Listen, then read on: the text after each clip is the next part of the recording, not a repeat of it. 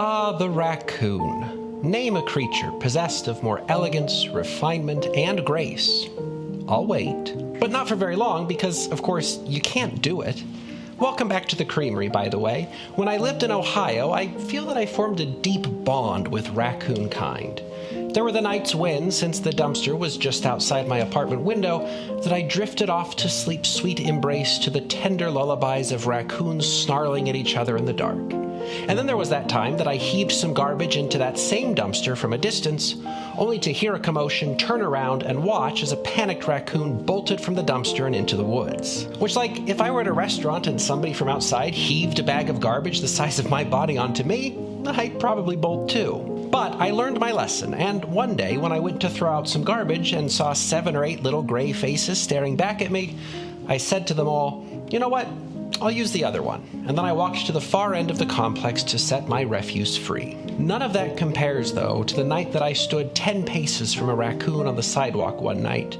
We both stopped and stared through the amber haze of the streetlights into each other's eyes, motionless.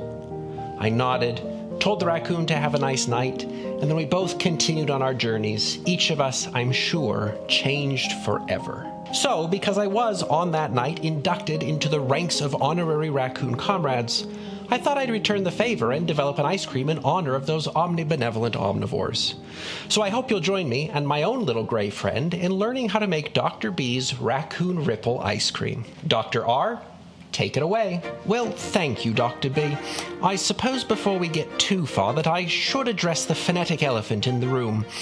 Indeed, raccoons are North American creatures, but I'll have you know that I spent part of a semester as an undergraduate at Cambridge, and, well, it stuck. Very adaptable creatures, we raccoons, you know. Now, Dr. B's homage to Procyon Lotor takes its inspiration from our distinctive coloration. As such, we shall be preparing a pint each of cookie crumb ice cream and black cocoa ice cream, and then swirling, or perhaps we should say rippling it through with a white fudge sauce. And to begin, we'll prepare a vanilla base. That's a half cup of milk, a half cup of sugar, 1 cup of heavy or double cream, as we say, and a half pinch of salt. On the side, you'll also dissolve whatever half of 1½ tablespoons of tapioca starch is in 15 grams or 1/8 of a cup of milk. Combine the cream, milk, sugar, and salt in a saucepan and get it warmed up until the sugar is fully dissolved.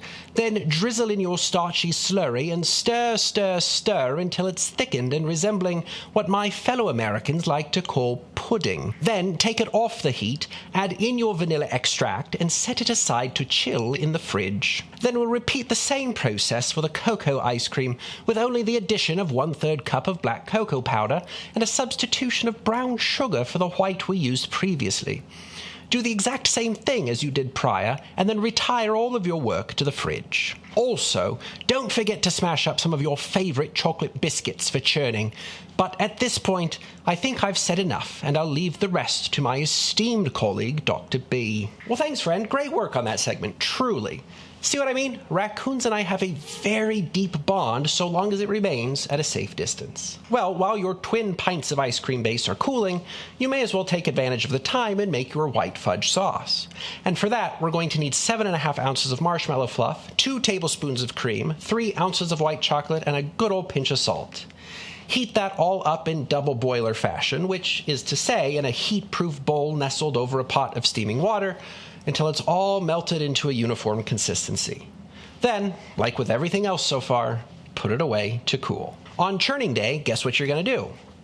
Churn your pints. You could probably get away with churning them both in the same quart-sized machine, one after the other, if you wanted to or needed to.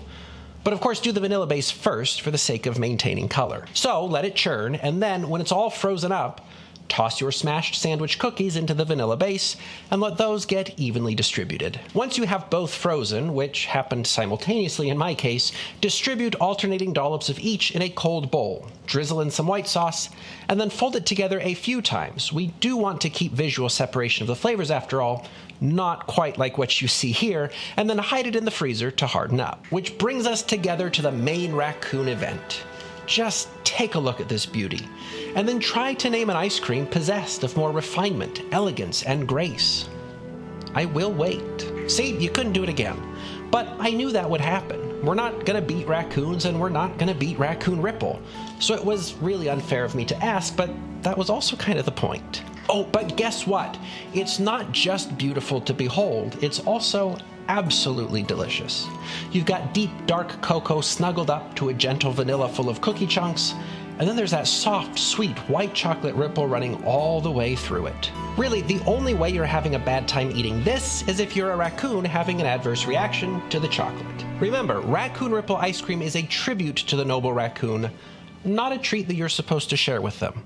Also, Dr. B's Creamery does not recommend washing your ice cream first, as that will inevitably lead to accelerated melting and consequent dissolution and dilution, all of which will make your ice cream considerably less enjoyable. And I guess we could sit around and talk about this more, but really I kind of just want to keep eating this, so I don't know. I guess class is dismissed. Oh, before you go, Dr. R is actually a doctor of mouth trumpet.